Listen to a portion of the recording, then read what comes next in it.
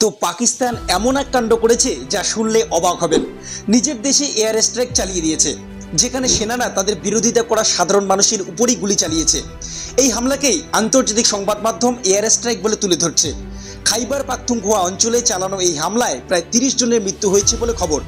বিভিন্ন রিপোর্টে সংখ্যার তারতম্য থাকলেও সত্যিটা স্পষ্ট, পাকিস্তান নিজের জনগণকেই মিসাইল দিয়ে উড়িয়ে দিল।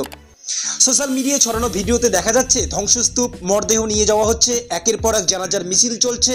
আন্তর্জাতিক সংবাদেও এই ঘটনাকে গুরুত্ব দিয়ে কভার করা হয়েছে, যেখানে 20 জনেরও বেশি মানুষের মৃত্যুর কথা বলা হচ্ছে। তো আসলে পাকিস্তানের ভেতরেও এক ধরনের তালিবান সক্রিয় আছে, যাদের বলা হয় তেহরিকি তালিবান পাকিস্তান। এদের মূল লক্ষ্য হলো পাকিস্তানে শরিয়া ভিত্তিক ইসলামিক শাসন প্রতিষ্ঠা করা, আফগান তালিবানের মতো রাষ্ট্র কাঠামো গড়ে তোলা এবং পাকিস্তানি সেনাবাহিনী এবং সরকারের বিরুদ্ধে সশস্ত্র সংগ্রাম চালানো। আর পাকিস্তানি সেনাদের দাবি খাইবার পাখতুনখোয়া অঞ্চলে এই সংগঠনেরই ঘাঁটি রয়েছে, আর সেই অজুহাত দেখিয়ে তারা নিজের জনগণকেই হত্যা করছে। কিন্তু প্রশ্ন হলো, সন্ত্রাসবাদ দমনের নামে কি সাধারণ মানুষকে এভাবে মারা যায়? এটা আসলে পাকিস্তানেরই ব্যর্থতা, যেখানে রাষ্ট্র নিজের নাগরিককে সুরক্ষা না দিয়ে তাদের উপরেই বোমাবর্ষণ করছে।